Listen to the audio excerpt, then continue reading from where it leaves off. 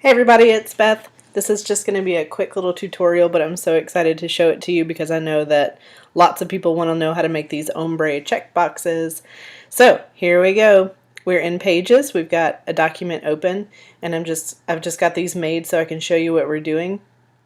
But just open up a new document, and this has essentially three parts. It has the color part, it has the line part, and it has the circle part.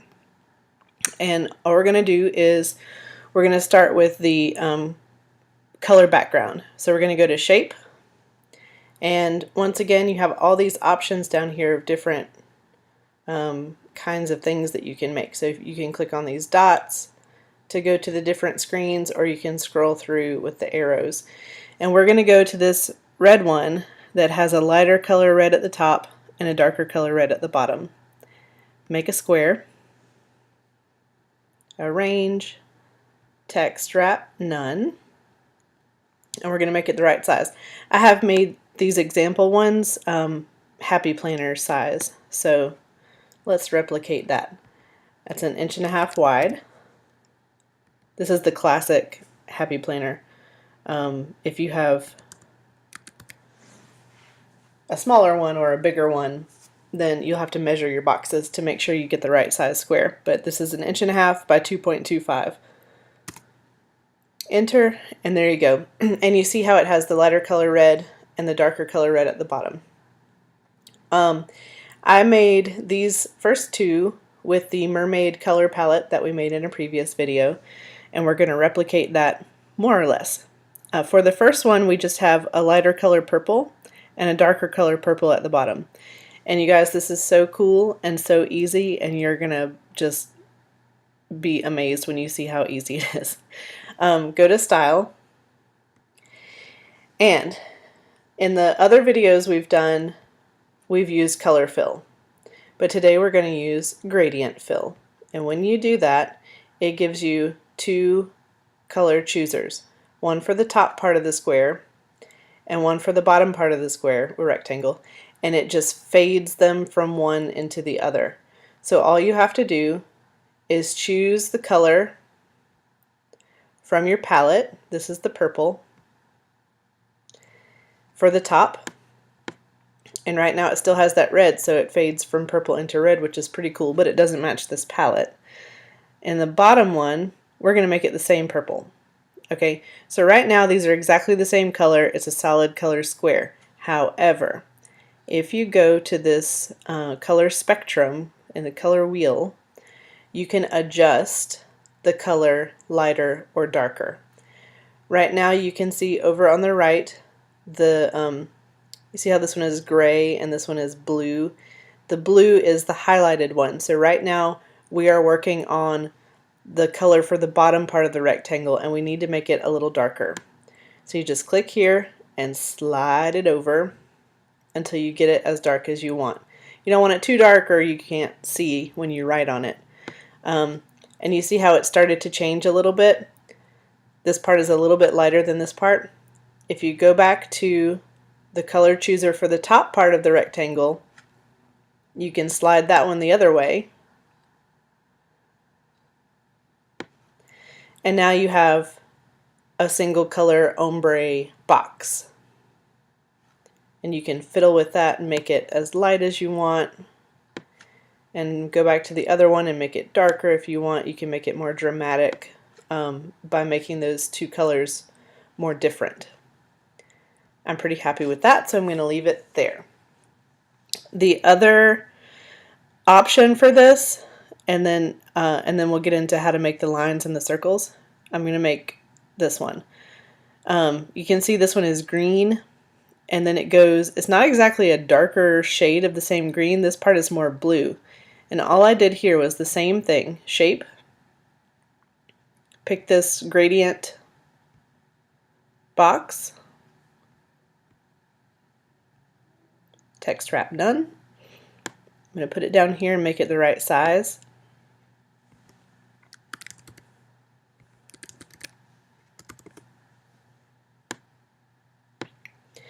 And then go to Style to pick your colors. And at the top part, go to your color palette. I chose this green, and for the bottom part I chose this green. So it's just a little bit different shade of green. You can make it this blue and it'll fade really nicely from green into blue. You can make it this dark blue, make it pink, whatever you want.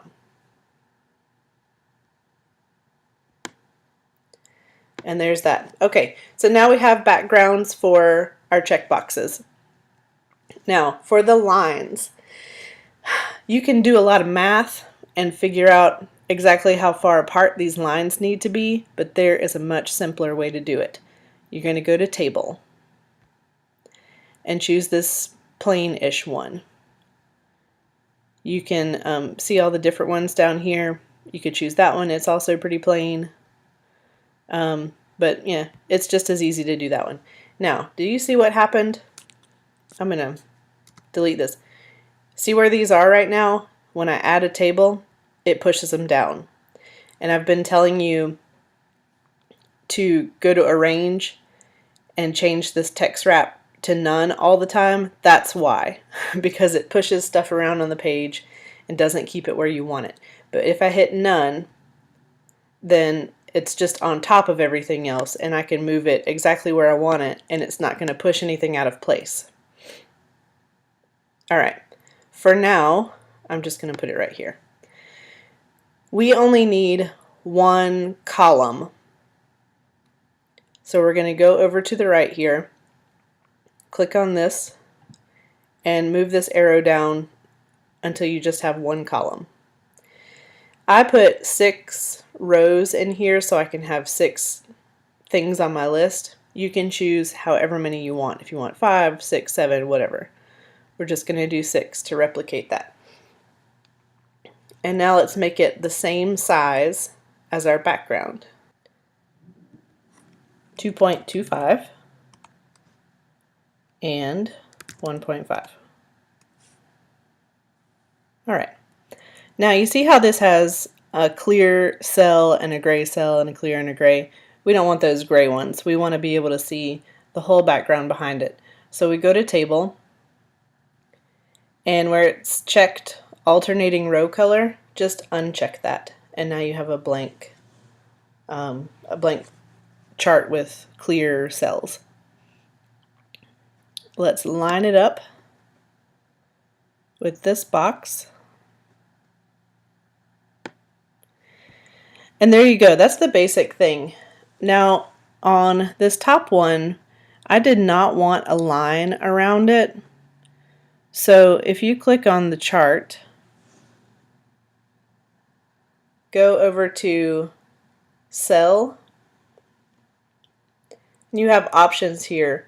So you can change the style of the border for the outside, for the whole thing, for the left side, the right side, the top, the bottom, and then this one is the middle border. So all of these middle ones will be included there.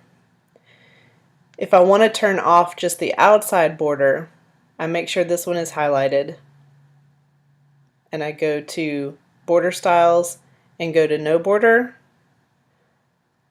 or you can just go here and click No Border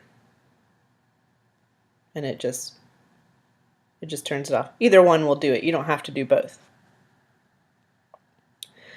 Now on the top one up here, I did these tiny little dotted lines. This one has solid lines. If you go to the same page cell, click on this one, so we're working with the middle borders. Then you can make this line thicker. Sorry about that. You can, so it's just solid, that's what I did in this green and blue one. Or you can change the style, and here I did this little dotted one. And there you go. I'm going to do the same thing over here and put the solid lines in, do a table, and watch it's going to push everything out of the way. See?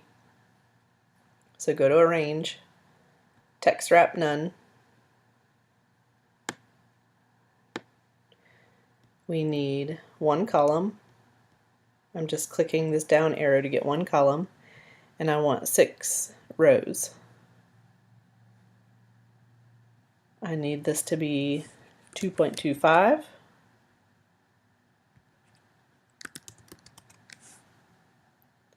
Well, why aren't you cooperating with me?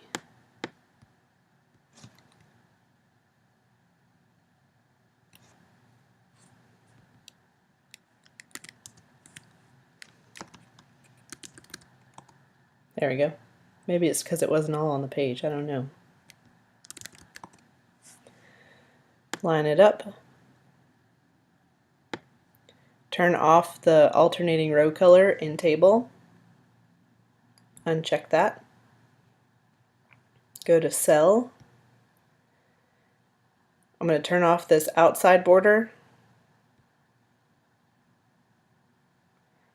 And for the middle borders, I'm just going to make this line 1 point. If you make it smaller, it looks kind of gray, which is fine. It looks cool, but if you want it to look more black, you just need to make it a little thicker. And there you go. And then I bet you can guess, all this is here is a circle. Make a circle. And I want to fill it with a white color, because if I don't, then you're going to be able to see that color behind it. So go to Style. Right now it has no fill. We're going to do Color Fill and make it white. And then I want it to be black. I want it to have a black border. The easiest one is to go to the pencils and just pick this darkest one. And then it needs to be much smaller, obviously. I'm going to constrain the proportions and make it 0.2 inches, so it's tiny.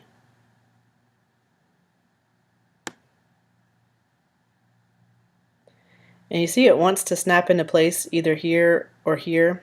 Just let it do that, and then you can move it down with the arrow keys. Well, this one is smaller. I made these 0.23. It doesn't matter. You can make it any size you want if you want it to fill up more of the space, or if you want to have more space to write. It's totally up to you. And I'm just sort of eyeballing it in the middle of this row here. That looks pretty good.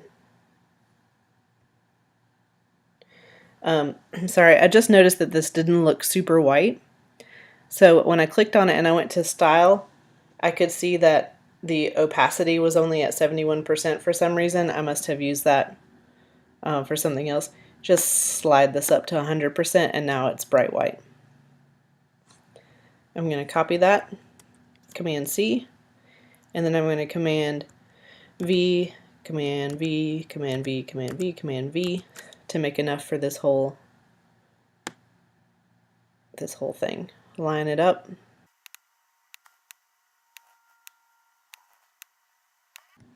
There you go.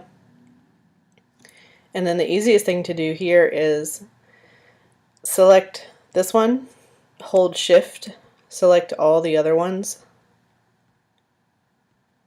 Command C to copy, Command V to paste. Then it's pasted all of those, and I can slide all of those right over here.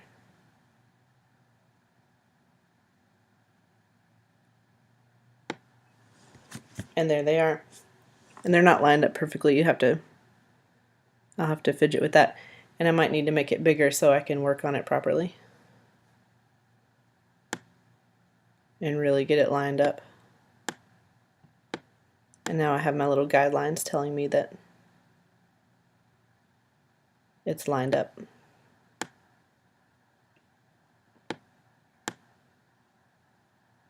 There we go. Perfect. I'll go back to normal. And there you have it. Ombre checkboxes. Alright, thank you so much for watching. If you have requests for things you'd like to learn how to make in Pages, please leave me a comment. And if you enjoyed this video, share it with your friends, subscribe, and come back for more tips and tricks later. Have a great day. Bye.